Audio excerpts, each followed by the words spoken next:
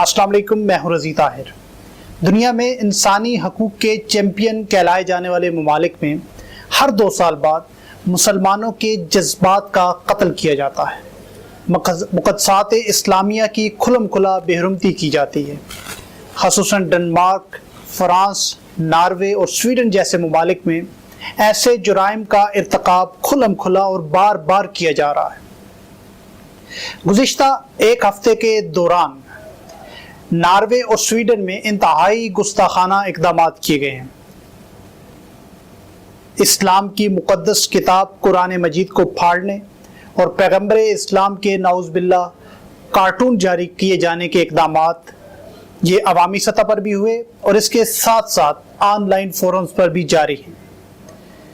سوال یہ ہے کہ آخر ہر 2 سال بعد ایسا کیوں ہوتا ہے؟ اس کا تو جواب ایک یہ ہے کہ برائی بار بار کرنے سے اس برائی سے نفرت کم ہو جاتی ہے، اس کا رواج بن جاتا ہے، اور یہی سازش ہے کہ مسلمانوں کے لیے نبی کریم صلی اللہ علیہ وسلم کی شان میں گستاخی کو ایک معمولی عمل بنا دیا جائے۔ اور جب ایسا ہوگا تو اس کا مطلب یہ ہوگا کہ نبی کریم صلی اللہ علیہ وسلم کے لیے کی ذات حال میں مسلمانوں کے لیے نعوذ باللہ بے معنی ہے۔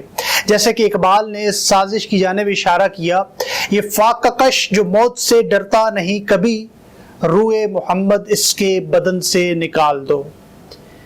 لیکن دشمنان اسلام جتنی مرضی کوشش کر لیں، ایک مسلمان کے لیے اپنی ماں، اپنی بہن، اپنی بھائی، اپنے کسی بھی رشتے سے بڑھ کر ذات مصطفیٰ صلی اللہ علیہ وسلم عزیز ہے۔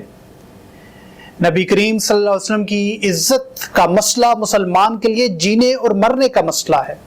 پاکستان کے وزیر اعظم عمران خان نے اقوام متحدہ کے فورم پر دنیا کو یہ سمجھانے کی کوشش بھی کی ہے۔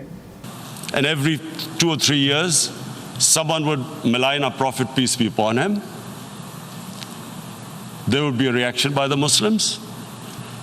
The Prophet lives in our hearts. When he's ridiculed, when he's insulted, it hurts. As we human beings understand one thing: the pain of the heart is far, far, far more hurtful than physical pain. And that's why the Muslims react. اسلام دشمنوں کے ایسے گٹھیا اقدامات کا ایک اور مقصد مسلمانوں کو اشتعال دلانا بھی ہے، جبکہ اس کا تیسرا مقصد اسلام کے خلاف نفرت پیدا کرنا ہے، لیکن وہ اپنے ان مقاصد میں ناکام ہیں۔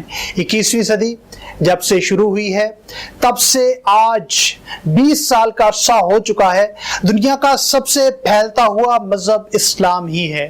خصوصاً یورپ میں سب سے زیادہ اسلام بطور مذہب پھیل رہا ہے۔ ایسے اقدامات ایک جانب پوری امت مسلمہ کو جگا دیتے ہیں، خواب غفلت سے بیدار کر دیتے ہیں، تو دوسرے جانب مسلم امہ کے رہنماؤں کے لیے سوالیہ نشان ہے۔ خصوصاً تنظیم تعاون اسلامی یعنی OIC کی ناکامی ہے۔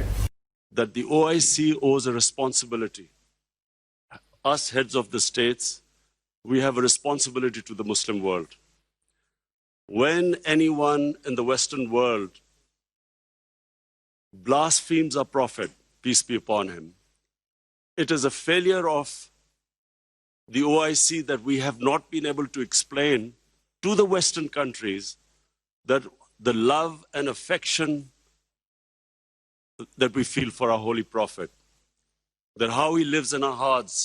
It was up to us to explain to the Western people that the amount of pain they cause us when they ridicule or mock our Holy Prophet. And we must know that in the West, people do not treat religion the way the Muslim world treats Islam. We live our religion. In the Western world, they have a completely different attitude to the way they approach religion. And so therefore, on this, Mr. Chairman, I would like to say from this platform that we must, in the forums like the United Nations, forums like the European Union, we must explain to them that they cannot hurt the sentiment of 1.3 billion people under the garb of freedom of expression. ضرورت اس امر کی ہے کہ OIC اپنا کردار ادا کرتے ہوئے ایسے تمام ممالک کو باور کرائے کہ اگر ان کے ہاں آزادی اظہار کا مطلب نبی کریم صلی اللہ علیہ وآلہ وسلم اور قرآن مجید اور اسلام کے مقدسات کی توہین ہے تو ہم ایسی آزادی پر لعنت بھیجتے ہیں۔ یہ آزادی نہیں بلکہ فساد فی الارض کی ایک کوشش ہے۔ آئیے ہم سب اپنے نبی کریم صلی اللہ علیہ وآلہ وسلم سے عہد وفا کریں، کیونکہ اقبال کے بقول اللہ تعالیٰ فرماتا ہے کہ محمد سے وفا تو نے تو ہم تیرے ہیں، یہ جہاں چیز ہے کیا لوح و قلم تیرے ہیں۔ اجازت دیجیے، اللہ نگہبان۔